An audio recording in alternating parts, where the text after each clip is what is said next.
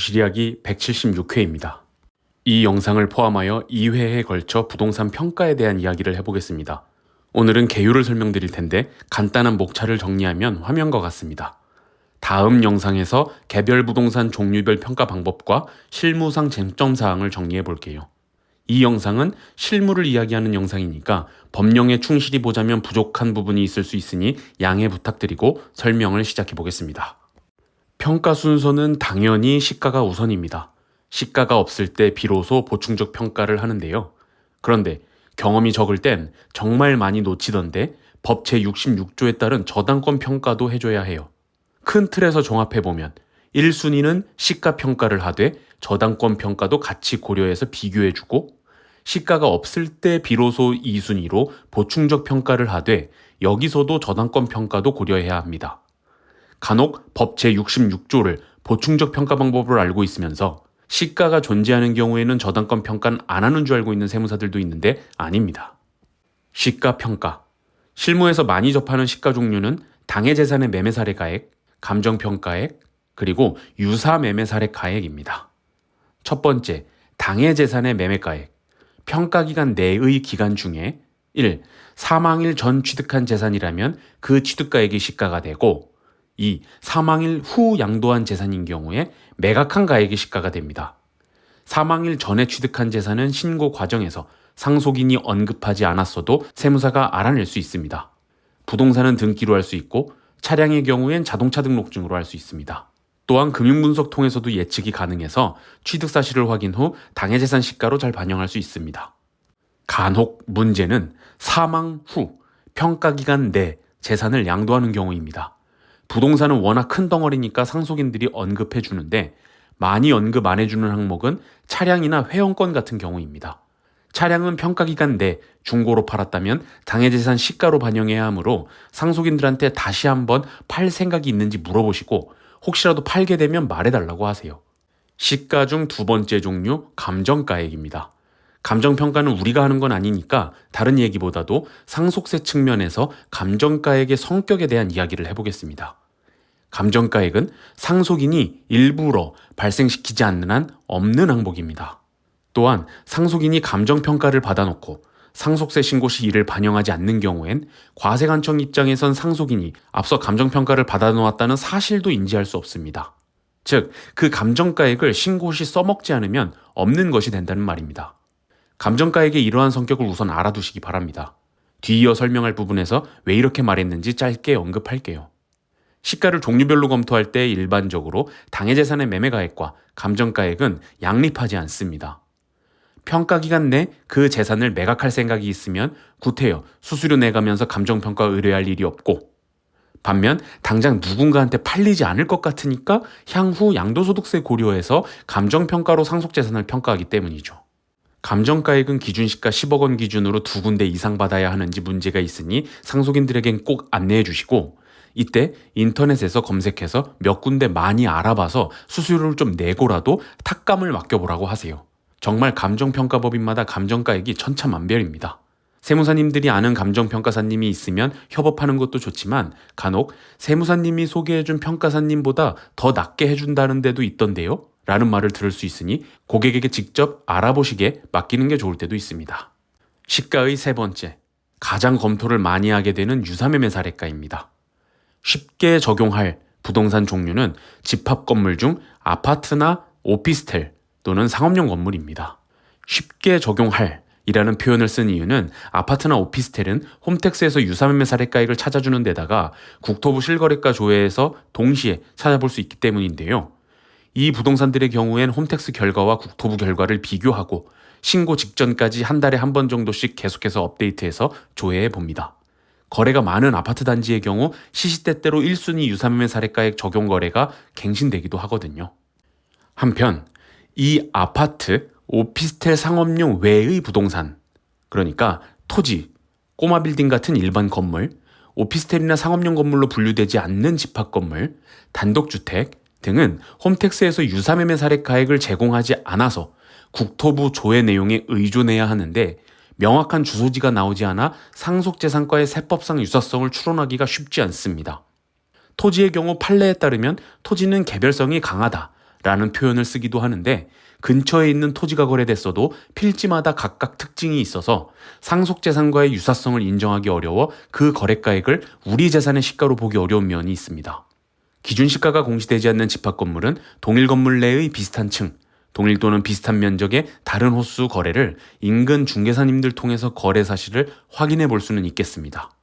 종합해보면 실무적으로 유사매매 사례가액을 찾아내기 쉽고 실제 적용도 많이 하는 부동산은 아파트이고 그 다음으론 오피스텔 같은 집합건물 정도가 되고 이 외의 부동산인 토지나 꼬마 빌딩, 단독주택 같은 것들은 유사매매 사례가 적용하기는 어려워서 대부분 보충적 평가로 신고하는 경우가 많습니다.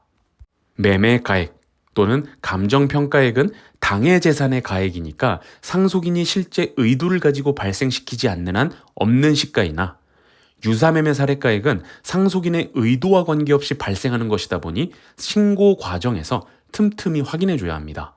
어쨌든 내가 상속세를 계산하고 있는 그 시점에 유사매매 사례가조차도 없다면 다음 단계로 보충적 평가로 진행합니다. 앞서 저당권 평가만큼이나 전연차 때 많이 놓치는 게 보충적 평가가 곧 기준시가인 줄 아는 겁니다. 여기서 잠깐 법조항을 살펴보고 갈게요. 법 제60조 제1항은 시가를 설명하고 있으며 제3항은 시가가 없으면 제61조부터 65조까지 규정한 방법으로 평가하라고 합니다. 이 3항을 통해서 61조부터 65조까지가 흔히 보충적 평가라고 하는 것임을 알 수 있습니다. 그리고 제66조가 저당권 등이 설정된 재산의 평가 특례입니다. 이 66조에는 60조에도 불구하고 별도 저당권 평가액과 60조 평가액 중 큰 금액으로 하도록 합니다. 그리고 기준시가가 곧 보충적 평가가 아니라는 근거는 이렇습니다. 제61조 제1항에서는 부동산 종류별 기준시가를 설명하고 5항에서는 임대료 평가를 설명합니다. 즉, 보충적 평가 방법인 61조 안에 기준시가와 임대료 평가를 각각 두고 있으니 임대 주고 있는 부동산의 경우엔 기준시가가 곧바로 보충적 평가가 되는 건 아닌 것입니다. 다른 측면으로 임대료 평가는 보충적 평가인 61조 안에 있는 규정이니까 임대료 평가액을 시가와 비교하는 것은 아닙니다. 아무튼 이렇게 법 구조를 잘 알아두셔야 합니다. 임대료 평가에서 실무적으로 짚어줘야 할 부분은 상속인들에게 소득 신고 여부와 관계없이 부동산 중 임대 주고 있던 게 있는지 확인해 봐야 합니다. 임대차 계약서와 사망 전 마지막 부가가치세 부동산 임대공가액 명세서 두 가지 모두를 요청하세요. 그리고 이 자료들을 요청하는 김에 과거 10년치 임대차 계약서를 보관하고 있다면 같이 요청하시고 임대공가액 명세서도 과거 자료를 함께 요청하세요. 통장 분석할 때 각 시점별 임차인을 파악해둘 필요가 있으니까요. 먼저 임대차 계약서와 마지막 임대공가액 명세서 내용이 일치하는지 봐야 합니다. 이 역시 여러 목적이 있는데 오늘 주제와 맞게만 설명하면 임대료 평가는 상속계 실 현황에 따르는데 임대차 계약서보다 부가가치세 신고를 적게 신고하는 경우도 있기 때문입니다. 만약 보충적 평가액이 임대료 평가액으로 되는 경우라면 임대차 계약서상 내용으로 하다 보면 임대공가액 명세서와 내용이 다르니까 조사 과정에서 평가 근거를 요청하게 될 테고 이때 부가가치세와 소득세 과소신고 문제가 밝혀질 수 있습니다. 또는 임대공가액 명세서를 근거로 하면 조사 때 피상속인 통장에 부가가치세 신고된 내용보다 더 입금된 사실이 확인되어 상속재산 평가액도 사실에 따른 임대 현황으로 조정될 테니 증액되어 상속세 추징으로 이어질 수 있겠죠. 따라서 반드시 둘 다 받아야 하고 비교해서 다른 경우는 어떻게 신고하는 것이 좋을지 고민해 봐야 합니다. 시가평가든 보충적 평가든 끝냈으면 해당 부동산에 저당권이 설정되어 있는지 봐야 합니다. 순서상 그렇다는 것이지 사실 등기 열람하면서 을구를 자연스럽게 보게 되니까 저당권 평가를 해야 한다는 생각을 하게 됩니다. 은행이 설정한 것이라면 정확한 저당권 평가를 위해 해당 은행에서 발급한 상속 개시일 현재의 채무증명서를 상속인들에게 요청하세요. 간혹 설정일이 10년도 더 지난 경우가 있는데 이미 모두 갚았는데도 등기에만 살아있을 수 있으니까 이 부분도 확인차 상속인에게 물어보시고요. 여기까지 평가 방법에 대한 개요를 알아보기로 하고 어떻게 실무와 접목하게 되는지 간단히 보겠습니다. 저당권 평가와 임대료 평가를 제외하고 설명하면 유사매매 사례가액이 없다면 당연히 법에 따라 기준시가로 신고해도 됩니다. 그러나 세무사로서 아주 곤욕스러운 게 시가가 없어서 기준시가로 신고했더니 세무조사 때 조사국에서 해당 부동산을 감정평가하겠다고 나올 때입니다.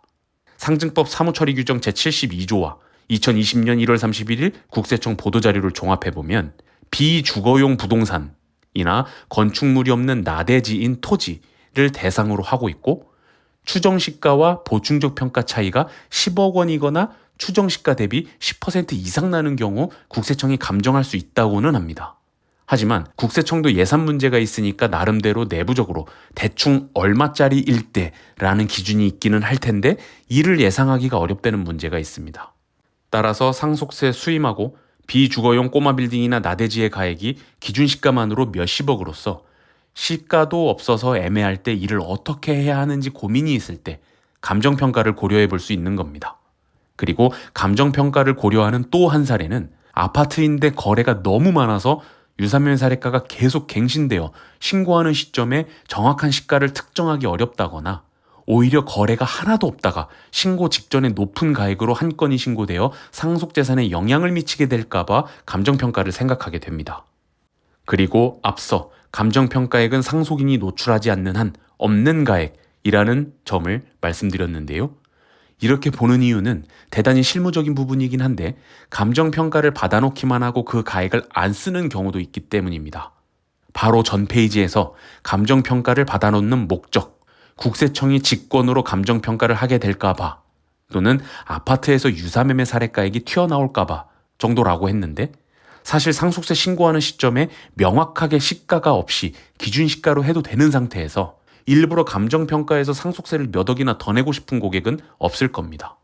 이 점만 상속인이 인지했다면 어차피 조사 때 국세청에서 시가로 추징되더라도 본세와 납부지연 가산세만 고려하면 되니까 감정평가만 받아놓고 이를 활용 안 하다가 나중에 써먹는 방법도 있다는 겁니다. 아주 드문 지엽적인 방법이니까 알아만 두시라고 말씀드리는 거고요. 이 설명하려고 감정평가와 기준시가를 비교한다는 소제목을 달아봤습니다. 다음으로 평가와 관련하여 난처한 상황은 아파트가 대개 이런데 평가기간 내 유사매매 사례가액이 없어서 기준시가로 신고했더니 조사국에서 평가기간 밖의 기간으로서 2년 내 유사매매 사례가액이 확인되어 평가심의위원회 열어서 추징하는 경우입니다. 종종 발생합니다. 홈택스에서 유사매매 사례가액 찾을 때 2년 내 가액도 찾아주니까 세무사님들이 검토할 때 꼭 고려해야 합니다. 조사 때 이렇게 과세하려고 할 땐 시가 변동 추이를 우리가 조사관에게 자료를 갖춰줘야 하는데 쉽지 않습니다. 동일 단지 내 아파트 가격 추이, 인접한 단지의 아파트 가격 추이, 당시 부동산 가격에 대한 언론의 보도 등을 통해 아파트 가격이 급등 또는 급락했다는 사실을 입증해야 하는데 조사국은 어차피 실적을 내는 게 중요하니까 무조건 추징하려고 할 겁니다. 그럼 이 건으로 불복까지 생각해야 하고 참 어렵게 풀어가게 되겠죠.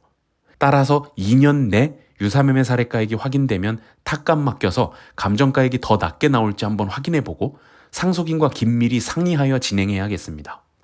부동산에서 검토해야 할 쟁점이 상속세의 대부분을 차지할 만큼 중요한 데다가 그 경험 사례 역시 너무 다양해서 강의 목적으로 적합한 영상이 될진 모르겠습니다만 상속세 처음 수임하셔서 부동산 평가할 때 법, 시행령, 시행규칙, 나아가 집행기준, 예규, 판례 등을 모두 찾아보면 세무사님들에게 놓인 사례에서 해결 안 되는 것이 없다는 점만 명심하세요.